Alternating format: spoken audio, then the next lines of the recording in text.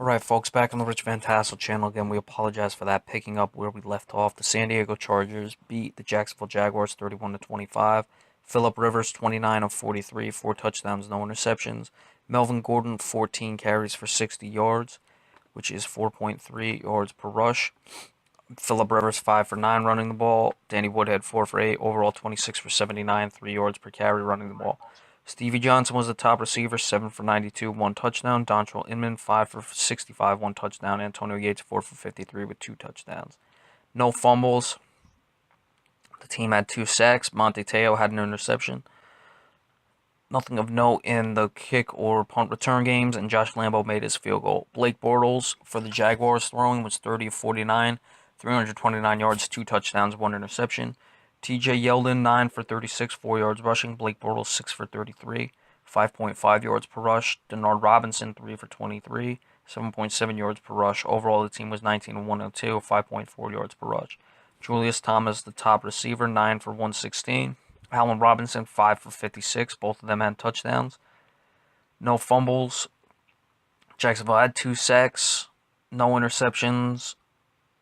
No kick returns. 3 for 28 was Rashad Green. On the punt returns, that's 9.3 yards per return. That's pretty good.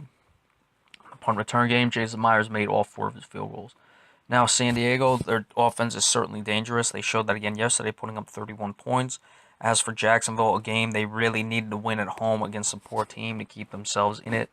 They would have been only 1 game out of the division and 1 game out of the wild card. They now dropped 2 games back. So it looks like they may fade. They've got to just still play the rest of the season, continue to show their improvement, and keep pace as much as they can in that division. But a really disappointing Jacksonville loss yesterday, and that almost certainly has ended their season. As far as playoff contention, they can still show the improvement that they're trying to establish in this team for the rest of the season. That's certainly one thing. We talked about them getting to possibly 6-10. Alright, and here we are once again, ESPN giving me troubles with their box score site. Going to see if we can get it up somewhere else. Again, I am not happy about this, folks. I really do apologize. It's really not making me very happy at all.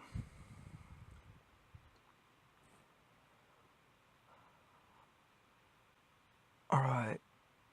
Arizona and San Francisco. Arizona now moves to 9-2. San Francisco drops to 3-8.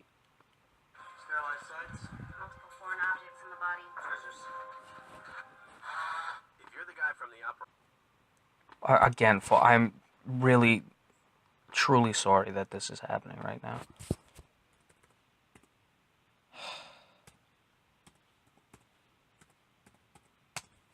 Can't get a box score to work on ESPN. Yeah, the worldwide leader, right, folks? Yep. Something like that. It's just a bunch of nonsense, to be honest.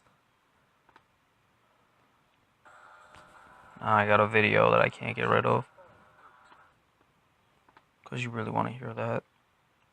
Alright, now again, this is... Alright, here we go with the box score. Alright, for the Cardinals, Carson Palmer, 24 of 40, 271 yards, no touchdowns, no interception. Andre Ellington, 5 for 24 running the ball. Duke Johnson, 8 for 21. Carson Palmer, 12 for 17. He ran for a touchdown, and it was deciding difference. Or Chris Johnson was 12 for 17. Chris Palmer, 3 for 16. John Brown, 5 for 99. Receiving, Larry Fitzgerald, 10 for 66. One recovered fumble. Chandler Candizero made 2 of 2 field goals. The team did not have any sacks, and Tyrann Mathieu had an interception. Blaine Gabbert, 25 of 36, 318 yards, 1 touchdown, 1 interception. Sean Drone, 15 for 51 running the ball. Blaine Gabbert, 1 for 11 running the ball. Anquan Bolden, the top receiver, 8 for 93. Vance McDonald, 6 for 71. He had the touchdown. Bruce Ellington lost the fumble. Vance McDonald fumbled, but it was not lost. Full Dawson was 2 for 2 kicking. The team had 1 total sack.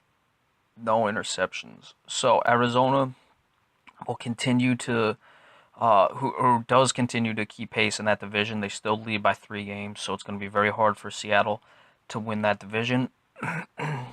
And San Francisco now drops to 3-8. How are they going to finish out the rest of the season? Now with Arizona yesterday, Chris Johnson, another pretty bad game, so it looks like he's coming back to earth just a bit.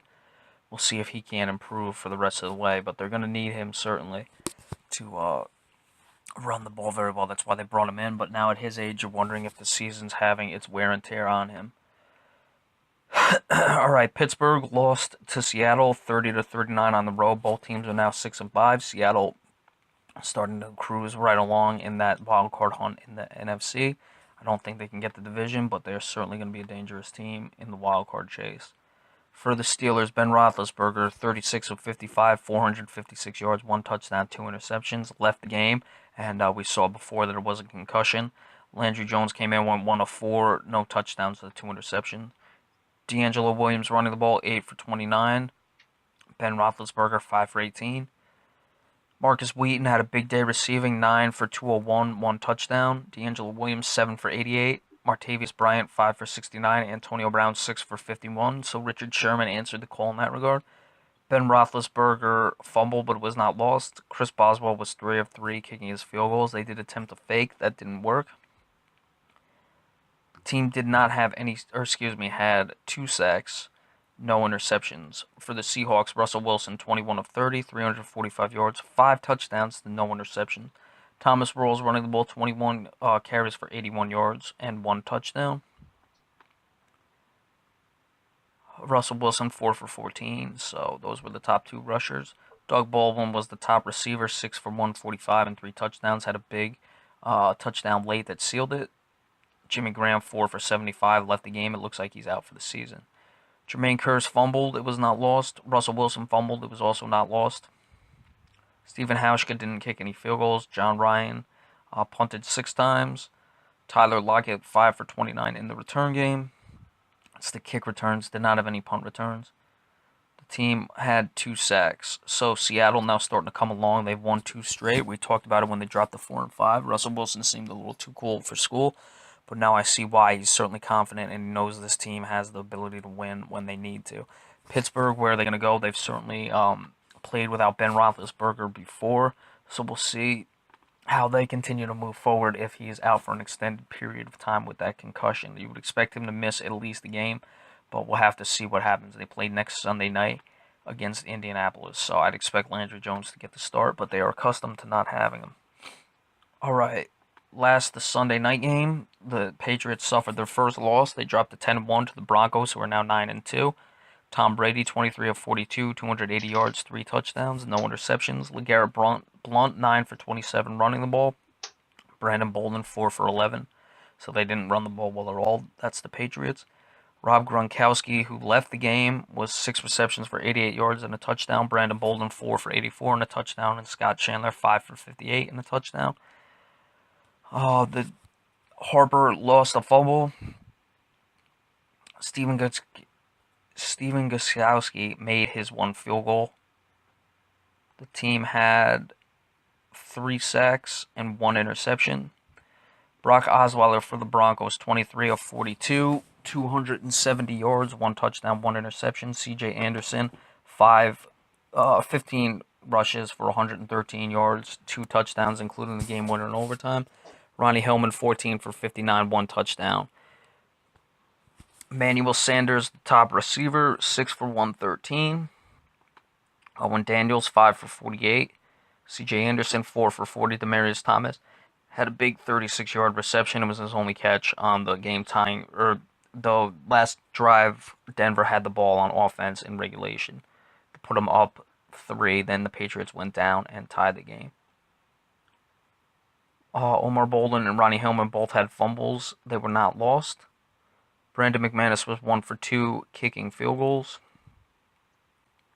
Britton Colquitt, 8 punts. Nothing of real note in the return games. The team had 3 sacks. Oh, there is one of note in the return games. New England fumbled a punt that really allowed Denver to get back into this game. So the Broncos are now 9-2. Brock Osweiler was missing a lot of passes. He did make a lot of passes though yesterday, so that will just simply come with improvement. Saw a lot of calls go against the Patriots. I thought it was one of the worst officiated games that there's been, but it seems like we're saying that every week. Just terrible offensive pass interference calls. Of course, when they play a team like the Cowboys and they're setting pick plays, they're not going to call these, but they're calling uh, Rob Gronkowski for clearing his a guy off of him when the guy's draped all over him and he's just moving his arm. Gronkowski was hurt. We'll see how far he's out. But New England, I was tempted to go with Denver. We knew they weren't going to go 16-0, so we picked this. We didn't pick this one to lose, but it was going to happen. We'll see how New England responds. They still have a big lead in that division. But Denver also has a big lead in their division, so interesting game. We'll see if Denver continues to move on with Brock Osweiler. He's almost certainly getting the start next week because Peyton Manning won't be back. We'll see what will happen when he returns to action. All right, so that's it for part 2 of the breakdown. Again, we're sorry for the delays and we had to break it up. It's really unfortunate, but we'll put up both of these parts for you. And be sure to stay tuned later because we will give you the Monday Night Football breakdown tonight between the Ravens and the Browns. Thank you so much for your patience, and we'll see you later.